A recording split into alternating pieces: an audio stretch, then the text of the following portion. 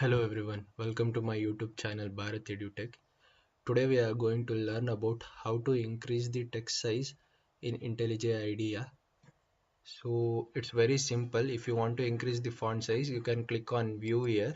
So and at the bottom you can see increase font size and decrease font size. If you want to increase, click on increase font size. And if you want to decrease the font size, click on decrease font size. And you also have shortcuts to do it, so I'll show you that. So if you want to increase the font size, you can click on alt shift and full stop. So you can see in the bottom the font size is 16 points now. And if you want to decrease the font size, you can click alt shift and comma. So you can see the font size is reducing now.